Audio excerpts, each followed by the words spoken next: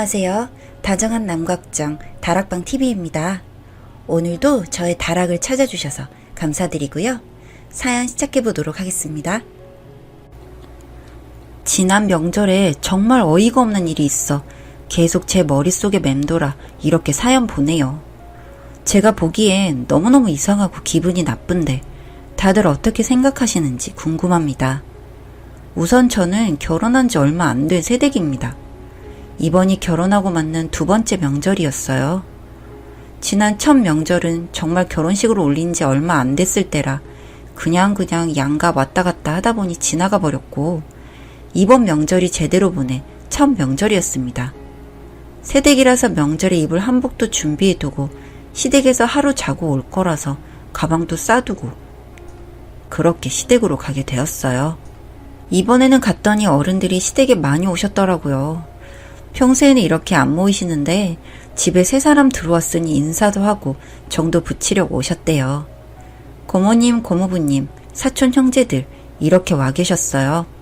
상을 차리는 것은 아니라서 가족들이 모여서 먹을 음식만 만들었습니다. 음식 준비를 다 마치고 나서는 거실에 다들 모여 TV를 보면서 과일을 먹었어요. 그러던 중에 고모님과 고모부님이 저에게 이것저것 물으셨고 저는 대답하고 과일도 챙겨드리고 그러고 있었습니다. 그러다가 고모부님이 그러시더라고요. 아이고, 이렇게 참하고 예쁜 색시를 얻어서 우리 땡땡이는 아주 복받았구나. 전세계 나라를 구했나? 하시면서 웃으셨어요. 어느 누가 들어도 그냥 듣기 좋으라고 인사치레처럼 한 말이었습니다. 저 역시 그렇게 가볍게 받아들였고 감사했어요. 그리고 남편 역시 허허 웃으면서 감사하다고 고모부님 말씀대로 제가 완전 땡 잡았다고 그랬어요. 그랬는데 갑자기 옆에서 듣고 계시던 시어머니가 화를 내시는 거예요. 우리 땡땡이가 무슨 땡을 잡았고 나라를 구했냐? 쟤가 나라를 구해도 몇 번을 구했지? 라고요. 아, 그냥 그 말씀은 그러신가 보다 했습니다. 화를 내시면서 말씀하시는 건 좀 오버라고 생각했지만 아들을 너무 좋아하시다 보니 그러셨나 보다 했어요. 하지만 거실 분위기는 순식간에 찬바람이 지나갔습니다. 그러면서 옆에서 고모님이 아이고, 둘 중에 누구 하나 아까운 사람 없이 아주 다 예쁘고 보기 좋아서 장난처럼 이야기한 거예요. 벌써부터 시집살이 하시는 거예요? 하시면서 분위기를 좀 바꿔보려 웃으면서 말씀하시더라고요. 그런데 그때부터 시어머니 반응이 좀 많이 이상했어요. 갑자기 눈물까지 흘리시면서 더 큰 목소리로 역정을 내시면서 아무리 농담이라도 할 게 있지 무슨 땡 잡았냐 그런 소리를 하냐 하시는 겁니다. 처음엔 눈물만 좀 흘리시더니 말씀하시면서는 점점 대성통곡으로 바뀌었고요. 그 자리에 있던 모두가 정말 이상하다 하는 느낌으로 그 상황을 지켜보셨습니다. 시어머니가 우시기까지 하니 사촌 누님 중에 한 분이 아, 그래도 이렇게 시댁에 혼자 와 있는 며느리한테 이러면 안 되죠. 쟤는 여기에 아무 편도 없잖아요. 혼자 첫 명절 이렇게 보내러 왔는데 시어머니가 이렇게 울어버리시면 얘는 어쩌라고 그래요. 라고 말씀하셨어요. 저는 정말 표정 관리도 안 되고 너무 황당하기도 하고 얼굴이 막 터져 나갈 것 같았습니다. 다른 어른들이 웃으면서 빨리 그 분위기를 바꿔보려 노력하셔서 그냥 저도 최대한 마음 다스려가며 앉아 있었어요. 남편은 옆에서 엄마 오버하고 있다면서 놀리듯이 웃고만 있었고요. 저 정말 이제야 생각하니 억울한 게 솔직히 저 빠지는 사람 아니거든요. 그렇다고 남편이 무지 잘난 사람도 아니고요. 그냥 비슷한 학벌에, 직장에, 연봉에 둘 중 누가 처진다 이런 거 없이 정말 비슷해요. 그런데 저러시니까 솔직히 너무 억울하고 속이 터질 것 같더라고요. 그동안에는 그냥 잘해보고 싶고 그랬는데 그런 마음이 싹 사라져버리는 순간이었습니다. 오히려 결혼 준비하면서 예단임을 예물이며 어른들끼리 간소하게 하자고 하셨지만 저희 시어머니의 체면 생각해서 저희 집에서는 더 잘해드리고 그랬는데 말이죠. 그리고 설사 서운한 게 있다 하더라도 친척분들이 다 모여 계시는 자리에서 농담처럼 한 말에 대성통곡까지 하시는 시어머니가 정말 이해가 되질 않았습니다. 이 일을 계기로 그동안에 시어머니가 하셨던 것들이 다 다시 보이기 시작하더라고요. 시아버지가 돌아가신 지 8년 정도 되셨는데 저희 결혼하고 나서 그렇게 신랑에게 전화를 하셨어요. 매일매일 하셔서 그때도 울면서 외롭고 혼자 이렇게 집에 있자니 너무너무 무섭고 울적하다고요. 그렇게 하소연하듯 매일 전화를 하셨고 남편은 웃으면서 엄마가 애기도 아닌데 뭐가 무섭냐 이러고 그냥 넘기곤 했습니다. 남편이 가볍게 그리 넘기고 했어서 저도 그동안은 대수롭지 않게 생각했습니다. 하지만 이것도 가볍게 생각할 게 아니었나 봐요. 여튼 그렇게 명절날에 다들 분위기 한번 냉랭해졌다가 겨우 좀 회복하고 각자 집으로 돌아가셨어요. 저는 그날 하루 자고 다음날 친정을 가기로 해서 결혼 전 남편이 지내던 방에서 자기로 했습니다. 아무래도 혼자 생활하던 곳이라 좁기는 했지만 이리저리 정리를 하니까 잘 공간이 생기더라고요. 남편이 제 잠잘 자리도 잘 만들어줘서 전 씻으러 화장실로 갔었습니다. 그렇게 씻고 나왔는데 시어머니가 남편 방문 앞에 서 계시더라고요. 저보고 방도 좁은데 굳이 여기까지 와서 같이 자야겠냐고 하시더군요. 그러시면서 아무래도 본인이랑 같이 안방에서 자자고 하면 불편할 테니 남편과 같이 안방에서 잘 테니 저보고는 남편 방에서 자라는 겁니다. 저 생각해서 그러시는 거래요. 둘이 자기엔 좁다고 하시면서요. 그래서 좀 어이가 없어서 뭐라고 대답할까 생각하고 있던 차에 남편이 나타났습니다. 어머니께 그러더라고요. 엄마, 우리 이제 결혼한 지 얼마 안 된 신혼이야. 방이 좁으면 좁을수록 침대가 작으면 작을수록 더 좋은 식이라고. 우리 신혼집 때도 괜히 킹사이즈 했다 싶고 후회되는구만. 뭔 소리야. 그리고 엄마 코 고는 소리 안방에서 여기까지 들렸는데 엄마 옆에서 자라고? 아들 밤잠 못 자게 하려고 그러는겨? 라고 하더라고요. 시어머니는 내심 못마땅하시는 했지만 우리 아들은 말도 웃기게 잘한다면서 알겠다며 좁고 불편하겠지만 잘 자라고 하시면서 가셨습니다. 아까 대성통곡 하신 것도 그렇고 굳이 아들과 같이 자고 싶어 하신 것도 그렇고 좀 싫었어요. 그래도 애써 좋게 생각하려 했습니다. 이제 시작인데 벌써부터 미움이 쌓이면 제가 너무 힘들 것 같아서요. 남편도 저에게 엄마가 아무래도 결혼시킨 지 얼마 안 돼서 더 저러는 것 같으니 조금 거슬리는 부분이 있어도 자기 봐서 좀 참아달라고 부탁을 하더라고요. 자기가 최대한 많이 커버해줄 것이고 그래도 혹시 부족한 점이 있으면 말해달라고요. 그러면 자기가 더 잘하겠다고요. 여튼 그렇게 저희 부부는 잠자리에 들었습니다. 남편은 본인 방이어서 그런지 잠을 잘 자더라고요. 그런데 저는 낯선 공간인데다 시어머니 생각에 솔직히 잠들기가 어려웠습니다. 남편 옆에서 잠들지 못하고 누워 있었어요. 그런데 새벽 2시가 다 되어가는 시간이었던 것 같아요. 누군가가 방문을 아주 조심스레 여는 겁니다. 저 너무너무 무서웠어요. 하지만 이 집에서 이 방에 들어올 분은 시어머니 딱 한 분이시잖아요. 그냥 잡는 척하고 누워 있었어요. 한참을 그렇게 방문을 열고 저희 부부가 누워있는 모습을 보시는 것 같더라고요. 그러다가 방 안으로 들어오시는 것 같았습니다. 온몸에 소름이 돋으려고 했어요. 그런데 그 순간 시어머니가 제 쪽으로만 덮여있던 이불을 쓱 걷어 올리시더니 본인 아들에게 덮어주시는 거예요. 정말 할 말이 없더라고요. 남편은 원래도 열이 많은 체질이라서 집에서 잘 때도 이불 안 덮고 잠옷만 입은 채로 자요. 오히려 이불 덮으면 더워서 못 잔다고요. 그런데 행여나 본인 아들 추울까 봐서 이불을 덮어주셨던 겁니다. 그래요. 그럴 수 있어요. 그런데 제가 덮고 있는 이불을 뺏어서 죄다 남편에게 덮어주시는 건 아니지 않나요? 둘이서 이불이 부족한 것보다 하고 다른 이불을 하나 더 갖다 덮어주시는 거라면 이렇게 기분 나쁘고 하진 않았을 텐데요. 그 밤에 부부의 자는 방까지 들어와서 바라보고 계신 것도 소름이고 너무 싫은데 며느리는 춥던 말던 본인 아들만 챙기시다니. 저도 저희 집에서는 곱게 자란 딸인데 말입니다. 이런 취급이나 받고 있다니 너무 황당하더라고요. 그래서 그 자리에서 벌떡 일어나 버렸습니다. 그리고 말했죠. 어머니, 이 밤중에 무슨 일이세요? 저 너무 깜짝 놀라서 일어났잖아요. 그리고 왜 제 이불을 죄다 뺏어서 남편을 덮어주시는 건가요? 저도 추워요. 라고 솔직히 신경질적으로 말해버렸네요. 그랬더니 남편도 부스스 깨서 일어나더라고요. 무슨 일이냐고요. 시어머니는 제가 그렇게 따지듯 물은 게 좀 황당하셨는지 자는 줄 알았다면서, 그리고 이불이 더 필요한 것 같아서 저에게는 새 이불 갖다 주려고 했었던 거라며 어물어물 하시더군요. 그래서 저도 말씀드렸습니다. 저희 한창 좋을 때라서 이불 하나면 충분하고 부부끼리는 이불 하나로 덮는 거라고요. 옆에서 남편도 엄마, 우린 이불 없어도 뜨끈뜨끈한 사이니까 걱정 말고 주무세요 해버리더군요.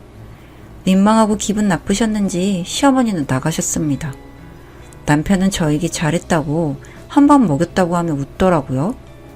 저도 차라리 말씀드려버리니 속이 시원하긴 했습니다만 시간이 지나서도 이런 일들을 떠올리면 짜증부터 나네요. 앞으로는 저도 그냥 좋게 넘어가고 그런 거 안 하려고 합니다. 언제까지 시어머니가 이러시는 걸 제가 참고 넘길 수 없잖아요.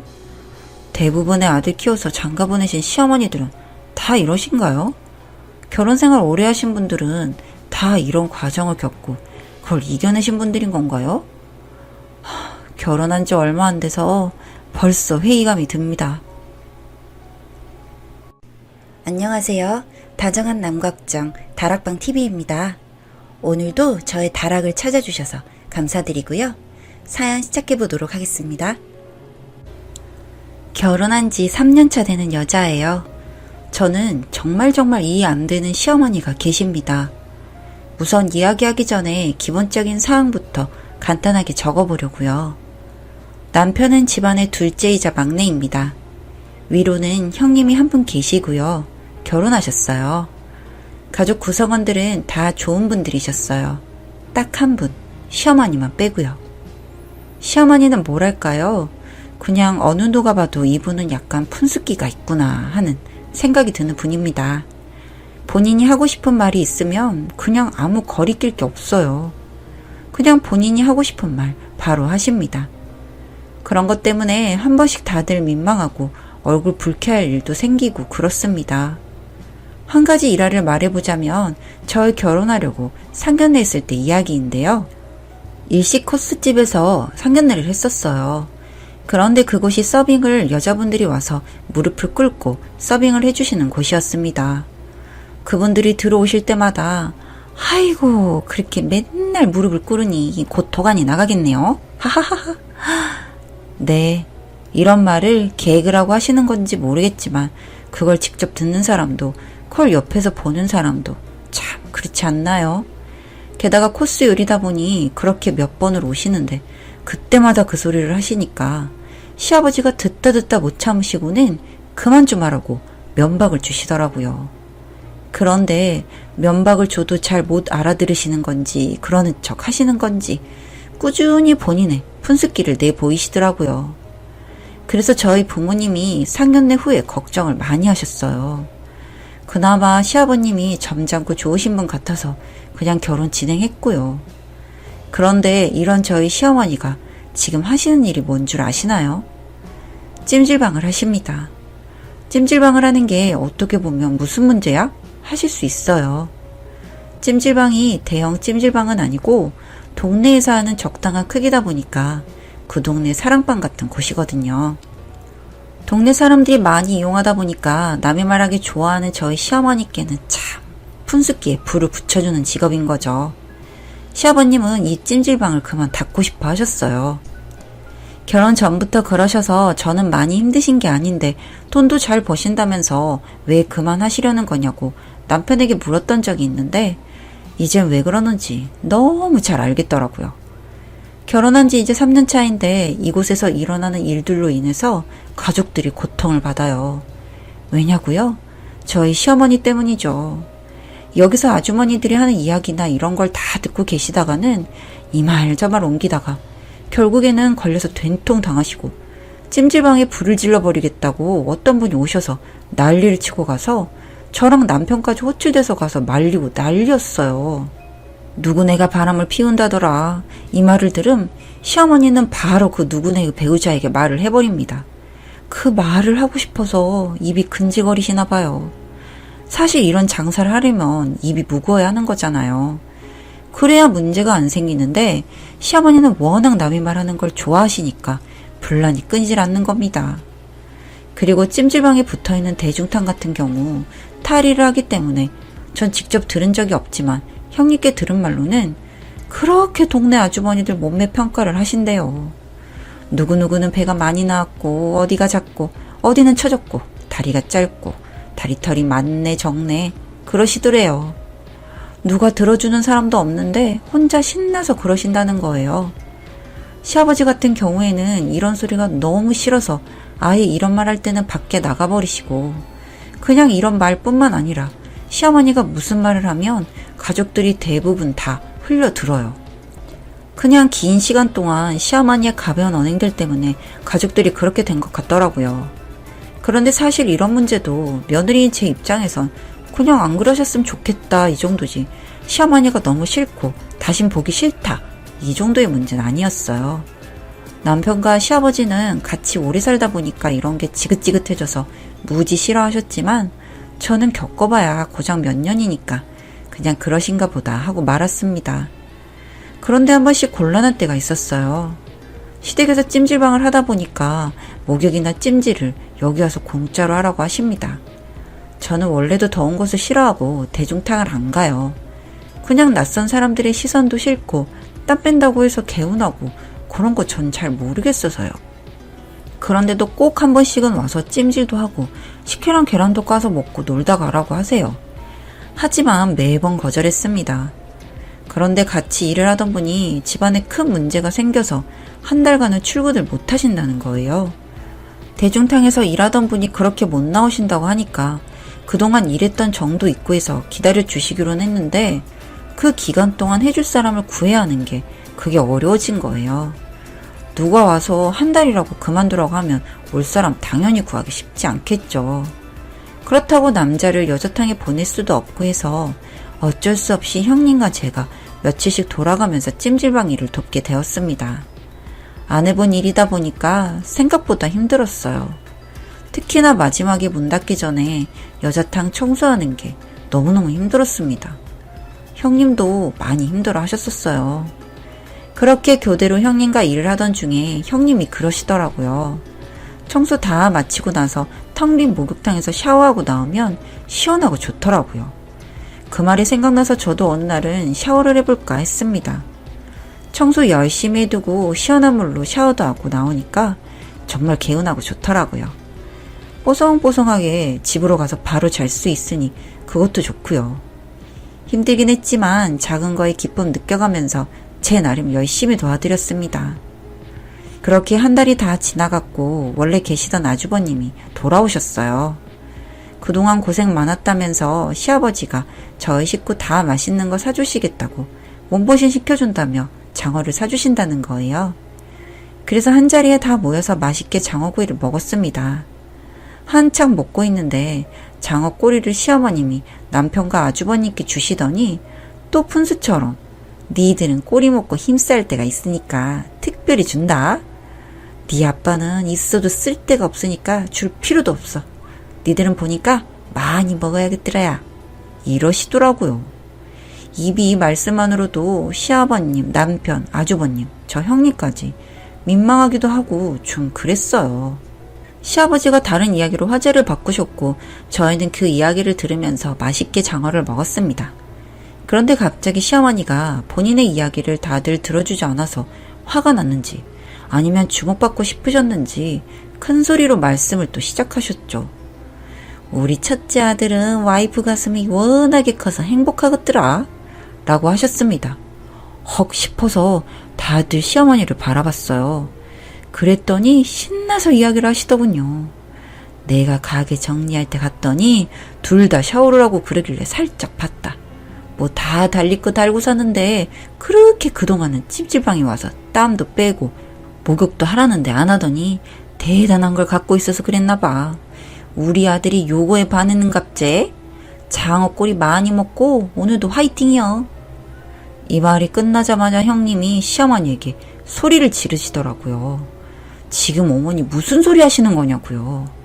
그런데 눈치 없이 계속 이야기하시는 장어에 술까지 한잔 하시더니 눈에 보이는 게 없으셨나 봐요. 아주버님도 일어나서 엄마 그만하라고 하는데도 고래고래 소리를 지르시더라고요. 그리고 우리 둘째는 우리 아들이 처음 맞아? 땡땡 색깔을 봐도 그렇고 우리 아들이 처음 아니거든디? 라고요. 시아버지부터 시어머니께 잔에 있던 술을 끼얹으시고 저희 남편이 엄마 미쳤나면서 상을 엎으려고 하더라고요. 저요? 저도 돌아버렸죠. 그냥 미친 거 아니냐고 소리를 지르며 개발광을 떨었습니다.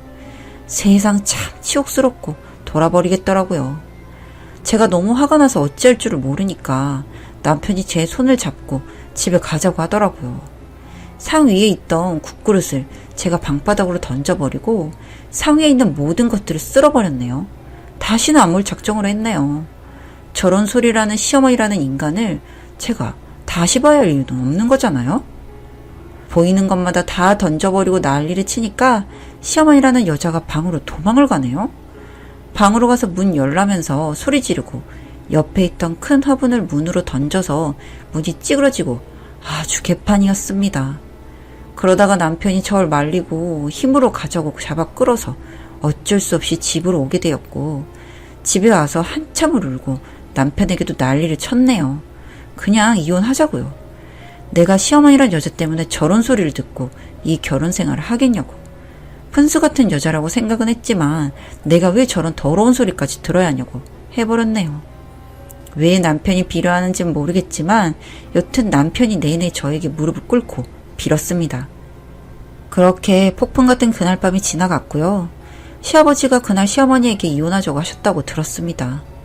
절대 그럴 수 없다면서 아버님 바지가랑이를 붙잡고 난리쳐서 또 한 번 집안이 뒤집어지고 당장의 며느리들에게 사과부터 하라고 하셨나 봐요. 시어머니가 새벽부터 집으로 오셨더군요. 저보고 자기 이혼하게 생겼으니 사과 받아달라고 하시는데 그 태도도 참 어이가 없었고 어리디 어린 것한테 자기가 이렇게 사과하는데 저보고 안 받아준다고 뭐라고 하고 역시나 이분은 구제불능이다 싶어서 시아버지랑 이혼하셨으면 좋겠고 당신 아드님도 이혼남이 될 것 같으니 그리 알고 계시고 당신이 나에게 무릎을 꿇고 빌어도 난 용서할 마음이 없고 다시는 보고 싶지 않으니 그렇게 하려고 했습니다. 그랬더니 솔직히 어제 저도 할 만큼 난리치지 않았냐면서 자기도 사과를 받아야 한다고 하네요. 그래서 나는 절대로 사과를 할 마음도 없고 꼴도 보고 싶지 않으니 내 집에서 나가라고 해버렸습니다. 남편에게도 니네 엄마랑 나가라고 했고요. 남편도 워낙 자기 엄마한테 실망하고 화가 나서인지 본인 엄마를 집 밖으로 끌어내더라고요. 그러면서 본인도 자기 집에 발길 끊고 살겠다고 이혼은 하지 말자고요. 며칠 동안의 분노감에 치를 떨었는지 모르겠네요. 형님에게도 전화가 왔는데 거기 가서도 자기가 뭘 그렇게 잘못했냐고 하다가 가셨다고 하네요. 남편이 저에게 워낙 사과를 하고 앞으로 시어머니 볼 일 없을 거라 하니 이혼은 안 하고 있지만 모르겠습니다. 그냥 너무 모욕적이었던 일이다 보니 모든 게 다 싫네요. 이게 반년 전에 있었던 일이었는데 지금도 생각하면 어이가 없고 그러네요. 아, 시어머니라는 여자는 그 이후 시아버지와 이혼 소송 중이라고 합니다. 이번 일도 그렇지만 그동안 시아버지도 이런저런 뒤치다꺼리 하시다가 많이 힘들어하셨다고 하더군요. 자신의 푼숫기를 주체 못해서 결국 모든 가족들이 등을 돌리게 되었던 거죠. 현재까지는 마음속 응어리가 다 풀리지 않았습니다만 시간이 더 지나면 나아지겠죠. 안녕하세요. 다정한 남각정 다락방TV입니다. 오늘도 저의 다락을 찾아주셔서 감사드리고요. 사연 시작해보도록 하겠습니다. 안녕하세요. 요즘 시어머니 생각에 너무 미칠 것 같아 사연을 보냅니다. 다들 시어머니랑 사이가 어떠신가요? 잘 지내시나요? 전 그냥 잘 지내는 것도 바라지 않으니 그냥 평범한 사이만 되면 좋겠다 싶어요. 제가 글을 쓰게 된 가장 최근의 사건입니다. 아이가 폐렴 때문에 고열로 너무 아팠어요.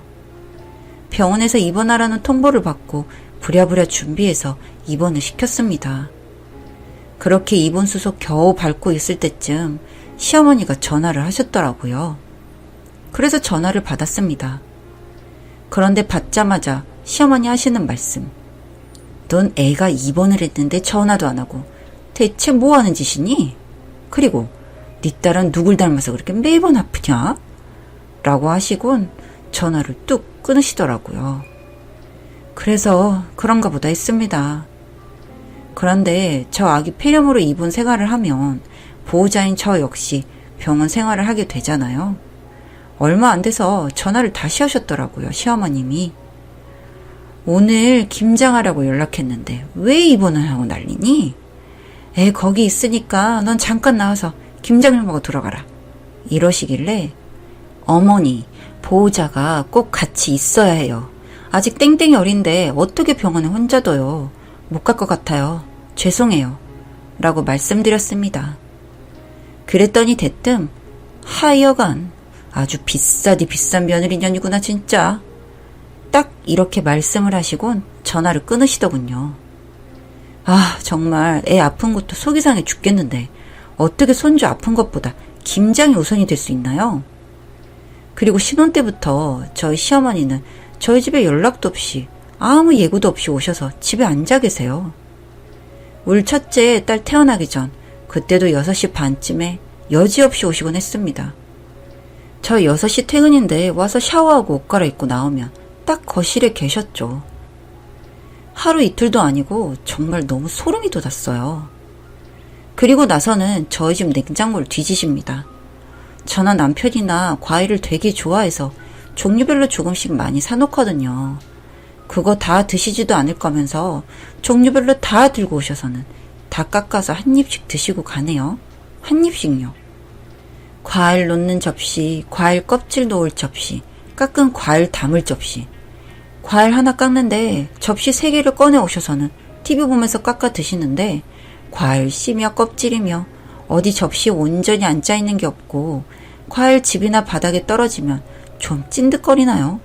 어머니가 가시고 나면 씨, 껍질, 과일 집까지 청소 한 번 할 거 2번 합니다. 접시는 어찌 그리 많이 꺼내놓고 쓰시는지 설거지 한 번 할 거 2번 하네요. 오셔서 출출하시면 집에 있는 빵이나 과자, 라면 같은 거 드시는데 빵 봉지, 과자 봉지는 소파 밑에 처박아 두시고 라면 봉지는 옆에 쓰레기통이 있음에도 개수대에 던져두시는데 스프 봉지까지 널브러져서는 저 싫어하셔서 일부러 이러는 건가요? 이때는 딸 낳기 전이라 그나마 괜찮았네요. 시간적 여유도 있고.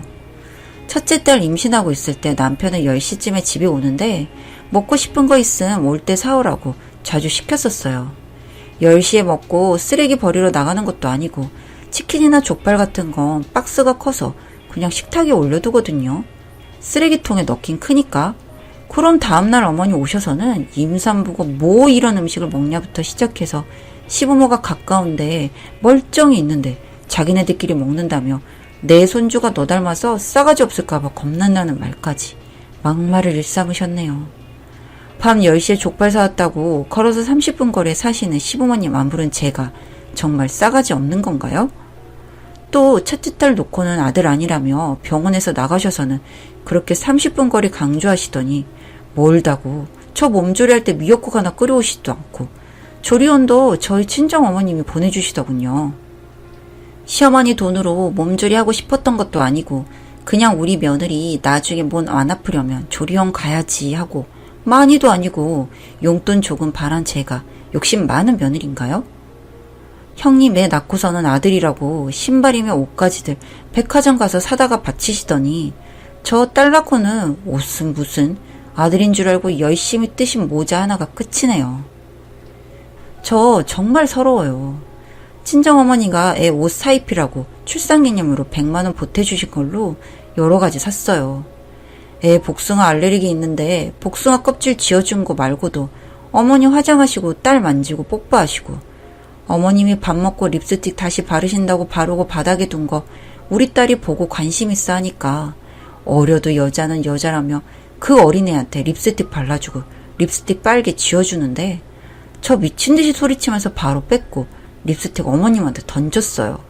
그 독한 걸 애한테 주면 물고 빨고 뻔히 아시면서. 시어머니가 갑자기 갈비찜 만들 거라면서 그릇 20개는 더 꺼내 쓴 날이었죠. 땡땡이 내가 씻기마 하시더니 두들도 안 된 아기를 물온도 맞춰서 받아서 하시는 게 아니라 샤워기 그대로 씻기고 계시더라고요. 물 온도도 왔다 갔다 했을 텐데 꿋꿋이 하시는 거 보고 혀 내둘렀네요. 어머님이 씻겨오신 울 땡땡이 아주 빨개지고 울고 난린데 애들이 씻는 거 싫어하는 거 보니 너 닮았나 보다 하고 저 신경 긁으시던 어머님 진짜 한 대 때리고 싶더라고요. 저한테 어떻게 하시는 건 참을 수 있겠는데 저희 딸 아들한테 함부로 하는 건 정말 꼴보기 싫어요. 그 외에도 여행 갔다 오시면서 제 선물만 딱 빼놓고 사오시는 거, 다른 못된 시어머니가 하는 행동들 저희 어머님은 혼자 다 하고 계시네요. 자랑스럽습니다 아주. 명절 때 저 전이란 튀김하게 두고 노래방 간 사건도 잊을 수가 없네요. 둘째로 아들 낳았을 때 미역국 끓여오시고 옷 사오시고 신발 사오시고, 아 저희 딸이 물고 빠는 걸 너무 심하게 해서 딴 거 빨지 말라고 차라리 이것만 빨아라는 심정으로 부드러운 고무 애들이 쓰는 거 있거든요. 그런 걸 주면서 물게 해줬는데 뭐 애들한테 이런 재미없는 장난감을 주냐며 다음날 딱딱한 플라스틱 미니 건담 같은 로봇을 사오셔서 저 몰래 물게 하시던 어머님. 그날 저희 딸 입 주변이 다 찢어졌었죠. 그 외에도 그 어린 나이에 솔직히 두부나 버섯이나 콩같이 먹기 싫어하는 음식이 있을 만도 한데 솔직히 다 커서도 이런 거 안 먹는 사람 많잖아요. 지 애미를 그대로 닮았다면서 애 울고불고 하는데 두부 억지로 입 벌려서 먹이는 모습 보고 충격 먹었습니다.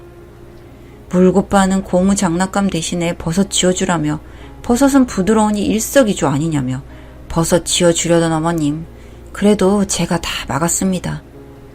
저희 집 와서 음식 공부하시는지 가끔씩 와서 갈비찜이나 잡채 같은 거 만드시곤 하는데 그때마다 나오는 쓰레기, 한 요리당 30개 넘게 쓰는 그릇들, 미친 듯한 부엌 풍경.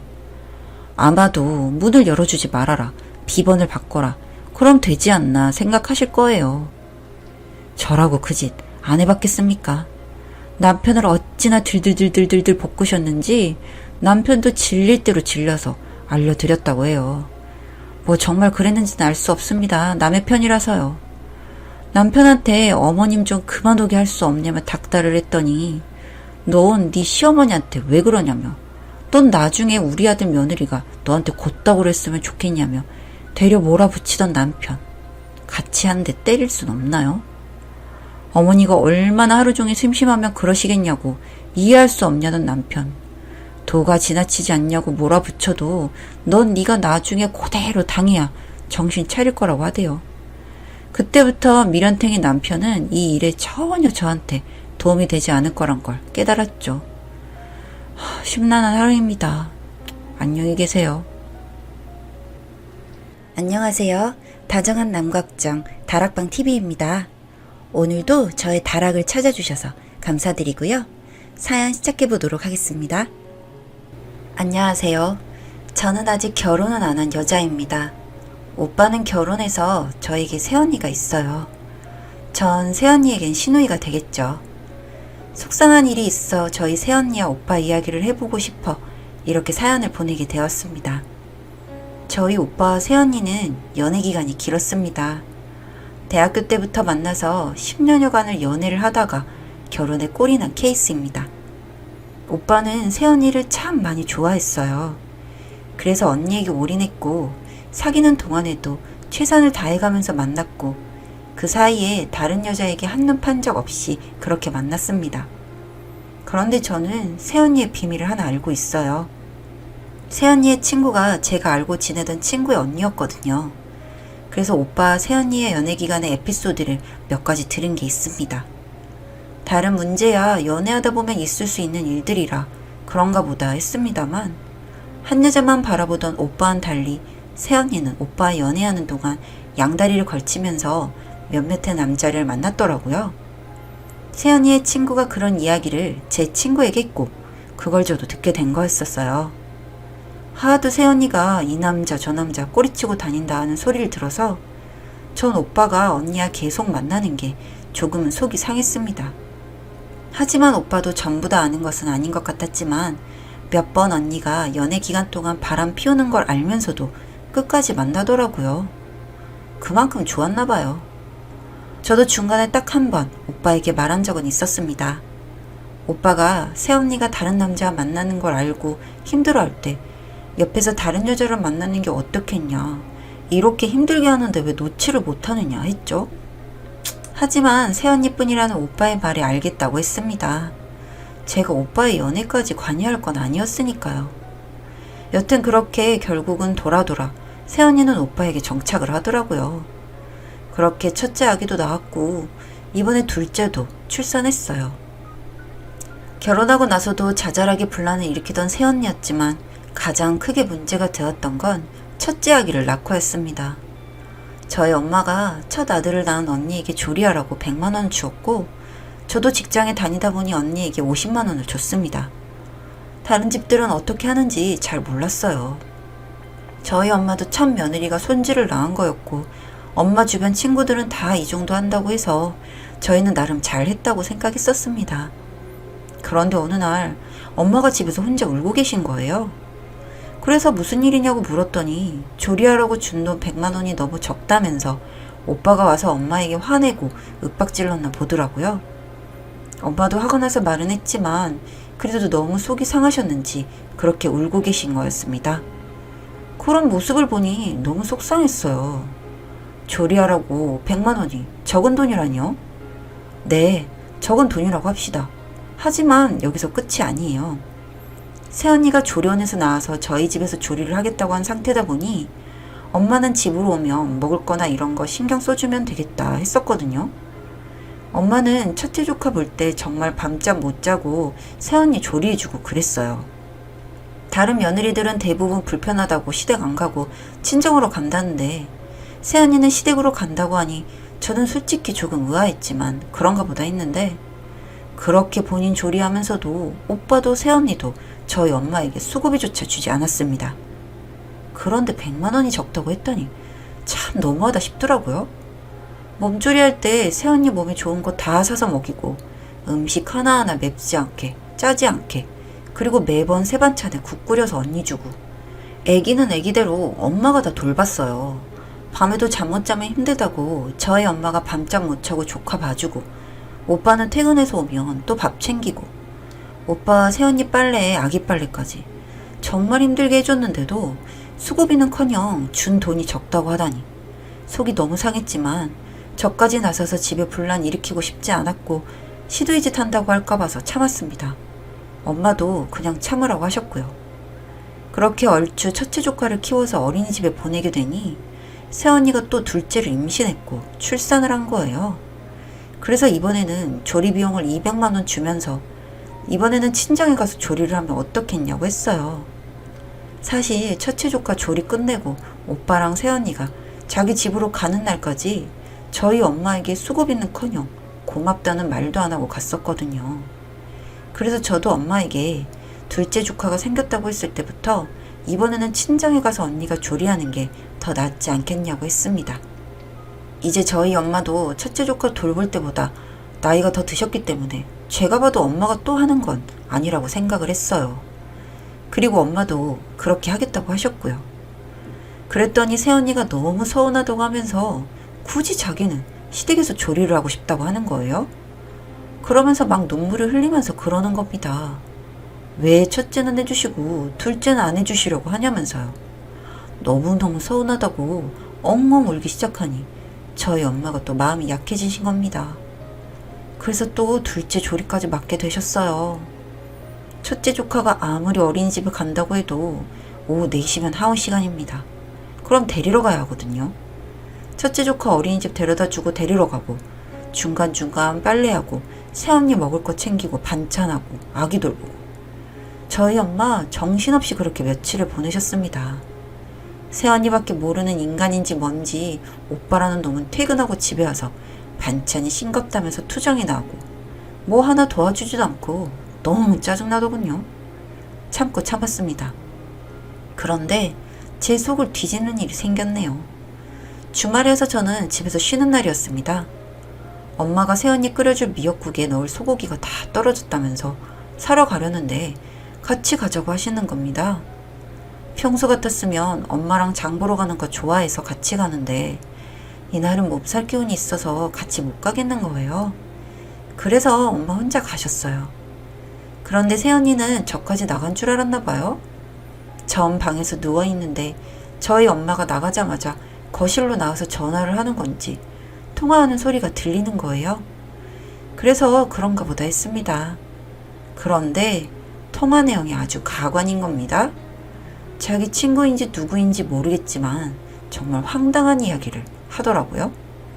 땡땡아. 얼마 전에 둘째 낳았지. 이번에는 200 받았어. 나 첫째 때 100만 원밖에 못 받았잖아. 그때 너무 짜증났었거든. 다른 여자들은 조리원 비용을 다 내준다는데 게다가 자기 집 장소를 나와줬는데 세상에 100만 원이 뭐니? 나랑 장난하나?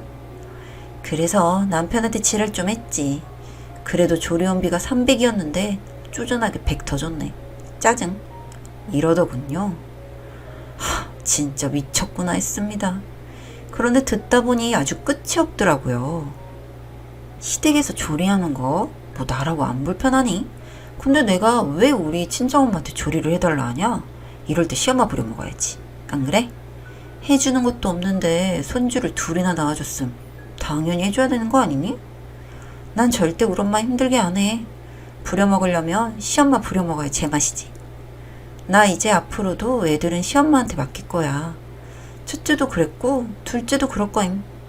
내가 마음만 좀 달리 먹으면 우리 엄마가 안 늙는데 내가 못할 게 뭐니? 라고 하며 깔깔대며 웃더군요. 가만히 새언니 등 뒤로 가서 서 있었습니다. 통화 내용 계속 들었죠. 그 이후로도 저희 엄마가 음식이 어쩌네 저쩌네 해가며 재미나게 통화하더군요. 그러다가 뭔가 본인도 이상한 게 느껴졌는지 절 쳐다보더라고요. 그래서 바로 새언니의 전화기를 뺏어다가 바닥에 던져버렸습니다. 무슨 짓이냐고 난리더군요. 그래서 언니는 무슨 짓이냐고 했습니다. 지금 통화한 거 다 들었는데 내가 핸드폰 던진 게 뭐 대수냐고 했어요. 그랬더니 자기가 못할 말 한 것도 아닌데 뭘 그러냐고 그러네요. 이 새언니, 아니 이 여자가 미친 거죠? 그래서 바로 난 이런 거 듣고는 못 있겠다 하며 큰 가방을 하나 들고 나와서 새언니와 조카 짐들을 몇 가지 쑤셔받고는 던지면서 나가라고 했습니다. 저보고 미친년이래요. 애 낳고 온 새언니에게 이렇게 미친 짓을 하는 시누이가 어딨냐면서 난리입니다. 오빠에게 전화하겠다고 하면 전화하더라고요. 그래서 잘 됐다 불러라 했습니다. 그때 엄마가 집에 들어오셨고 저희 둘이 씩씩대고 있는 걸 보고는 많이 놀라셨는지 무슨 일이냐 했어요. 그래서 제가 엄마에게 말했습니다. 엄마, 지금까지 우리가 경우도 없는 인간들 우리 집 식구라고 생각하면서 지내온 것 같아. 엄마를 식모 취급하면서 친구랑 통화하며 낄낄댔다. 나는 이 여자랑 한 집에 못 있는다. 저 여자 안 내보내면 내가 나가겠다 했습니다. 자기 엄마 늙게 하기 싫어서 우리 집에서 꾸역꾸역 몸조리하는 거라고 했습니다. 엄마도 제 말을 듣고는 화가 많이 나신 듯 했고 새언니에게 이게 사실이냐고 했더니 새언니가 그렇게 친구랑 통화를 하긴 했다. 하지만 친구들끼리는 더 센 척하면서 말하기도 하고 마음에 없는 소리도 하면서 그렇게 통화하지 않냐고 하며 개소리를 해대더라고요. 제가 옆에서 나도 우리 엄마 늙어가고 첫째에다 이제 둘째 시중까지 들고 있는 게 속상해 죽겠는데 당장에 나가라고 했습니다. 그렇게 소중한 당신네 엄마한테 가서 첫째고 둘째고 맡기고 조리를 하던 아님 사람을 쓰던 알아서 하라고.